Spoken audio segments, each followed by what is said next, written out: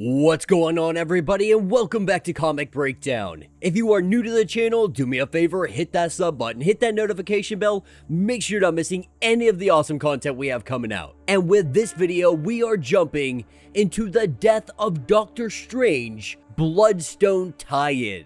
Now, if you haven't been keeping up with the Death of Doctor Strange, or you have not caught all of the tie-ins that are connected to this story, be sure to check out the link in my description as well as the top of this video. It will get you completely caught up on this entire run. But this story is going to be a lot of fun, with the death of Doctor Strange and the magical barrier being brought down. A mysterious meteor falls from the sky, and with this meteor comes something that neither her brother or her could have ever expected. Now, if you don't know who ELSA Bloodstone is, this would be a great jumping in point to kind of understand the character just a little bit. Now, be sure to buy the comic, support the industry, and with that being said, let's dive into this breakdown. Alright gang, so with this tie-in, we are jumping into London, England. And right now, the magical barrier that keeps everything at bay, it is broken down because of the death of Doctor Strange. Which means there is some monster hunting that needs done. And who better to do that than ELSA Bloodstone? With her blood gem, she is a monster hunter. This is something that she has trained for her entire life. And because of the certain powers and abilities bestowed upon her by the stone that she wears, the stone known as the blood gem. But she also does this because she is super good at it. She is arguably the best monster hunter on all of 616. And right now in London, she is battling against a monster. Now, this monster is not necessarily harmful to humans. It doesn't really have intentions of hurting anyone or eating anybody, but being one of the last of its kind, it sees this giant red double-decker bus and believes it is another of its kind, and its instincts kick in, and its instincts are to mate. So this monster is literally trying to hump this bus, and ELSA Bloodstone is just trying to get him to back off. And after one shot, we see the monster, he starts to whimper, starts to be a little bit scared, not really understanding what it is, but he looks up to the sky and he sees a meteor falling towards what looks like their estate. Not sure what is going on here, she puts a dart inside of this monster, puts him down to sleep, and then she goes to investigate this meteor that looks like it was about to drop directly on their home.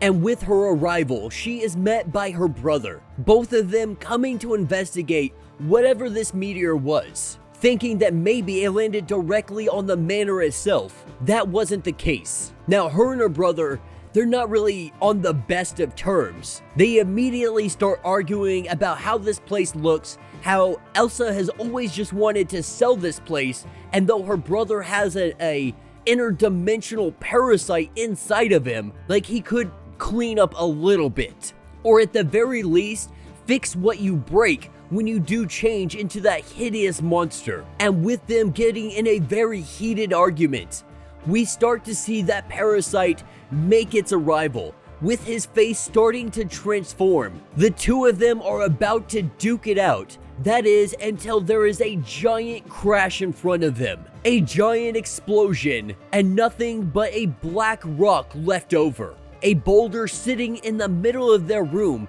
and them having no idea what this means. But both his ring and her necklace, they are both glowing.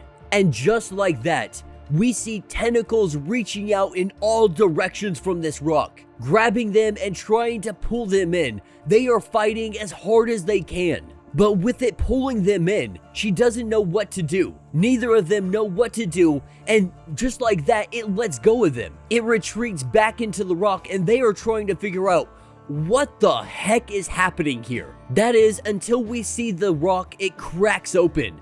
And with it cracking open, we see a very young girl. This young girl, it looks a lot like both of them, but more than anything, this young girl, it looks like their father. And this is when the girl in the rock, she gives us a little bit of a history lesson. Because 10,000 years ago, the magical warlord Kraken, he had temples all over Britain and Ireland, with Ulysses not really sure on how to defeat the warlord. He was prepared to show the gods that he was man of his word by sacrificing the things most important to him, one of them being the Null Gem. This gem stabilizes and amplifies the Blood Gem's powers. Not only that though, he would have to sacrifice his first child. That first child, you guessed it, is the young girl Lyra, the one that cracked out of this rock.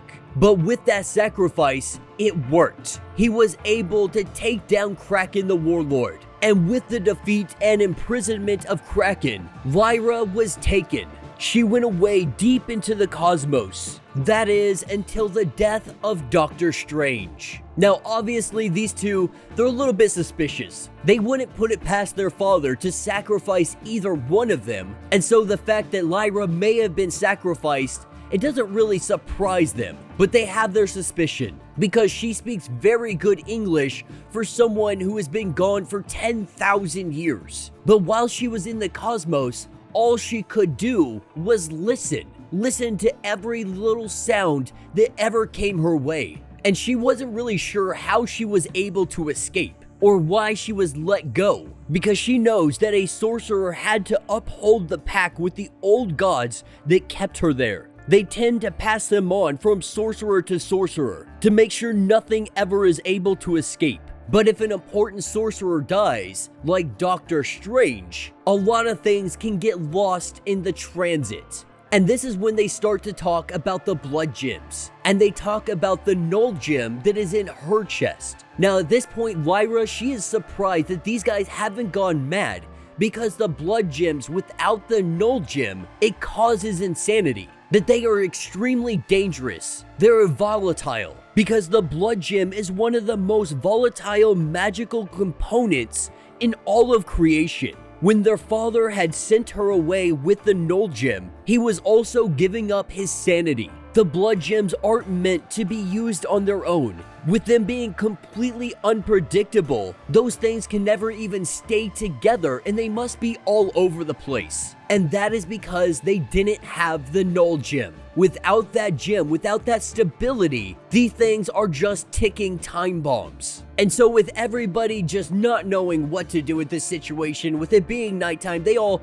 want to relax a little bit. They go to their rooms, they try to get some sleep, but they are woken up a little bit later that evening. And up in the attic, we have Lyra with all of the artifacts that her father has ever collected swirling around her. Some kind of energy field going on, and Elsa and her brother are trying to figure out what the heck is going on. And what is happening is Lyra, she was hungry, because Doctor Strange and the other sorcerers who kept her sealed away, they didn't just guard her, they fed her. Old relics, broken promises, anything with magical energy. The Null Gem is her, and it eats magic. And we see Cullen, he loses it. The parasite breaks out and goes to attack his sister. With Elsa trying to put down the beast, grabbing its attention, Lyra was not concerned in the slightest bit. With the Glartrox now out and about, Lyra uses her powers, uses her abilities, and she drops the parasite right on its back. And she knows these things from her time out in the cosmos. These are magical parasites from another dimension, and they feed on fear and anger. The only issue is, it shouldn't be this strong. It shouldn't be stronger than him. He should have complete control over this thing, especially having a blood gem. But with their brother knocked out on the ground, she didn't hurt him or anything of that nature. She simply put the parasite back into its place. And she took a little bit of the parasite's magical power. And so with the situation being brought down, Elsa wants her to go back to bed, but the thing is, Lyra, she doesn't want to go to sleep. She's been sleeping for thousands of years, and really she just wants to be awake, looking around at the land around them, recognizing the place where she once lived 10,000 years ago was just outside the window. And Elsa lets her know, I am still very skeptical that you may be my sister. because I'm not a fool to believe that monsters won't appear looking like little girls, even claiming to be our sister to try to get an in. But Lyra lets her know that she listened for centuries. Monsters never started wars or broke realities or sacrificed their daughters. That is what sorcerers did. And what Elsa is learning is that monsters may not necessarily be the threat, that they are the symptom to the true problem.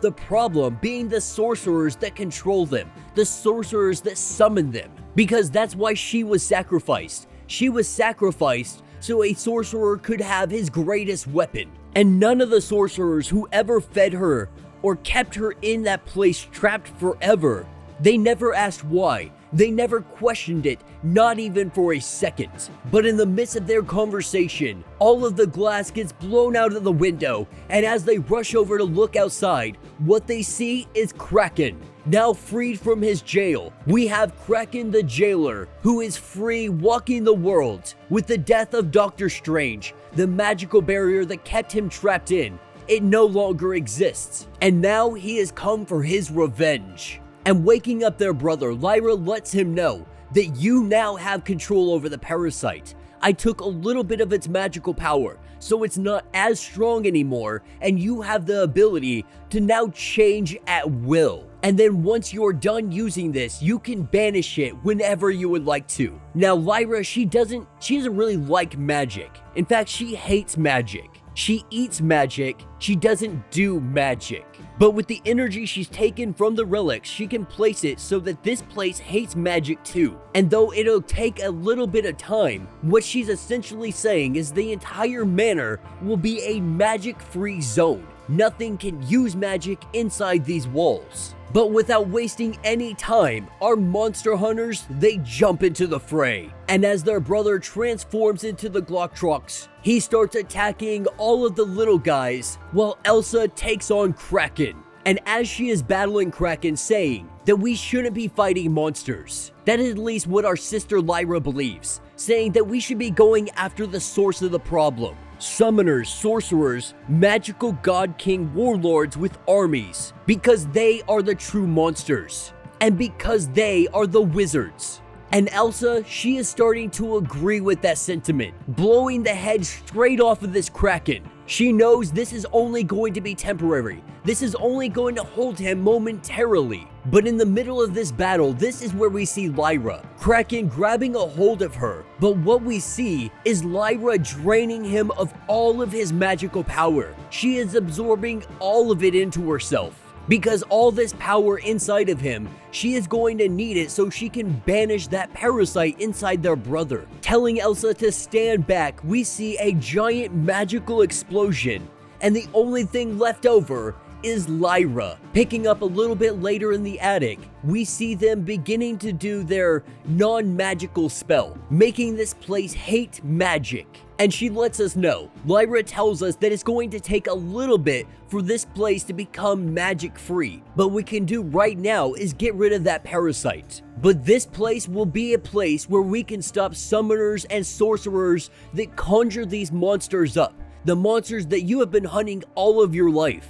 And so with the blood gems and the null gem together like this, in this circle, they should be able to take down this magical parasite. And with that, we see the removal. The parasite now banished in the circle. The magic that holds him to their brother can be nullified. He was sent back to his home dimension. And so with all the craziness being done, them now having a sister, the parasite being out of her brother, the question remains, when the next Sorcerer Supreme shows up, if Doctor Strange comes back, ELSA BLOODSTONE is going to have so many questions. One of them, why were you feeding my sister and never said a single word about it? Why didn't you even ask what was inside that stone?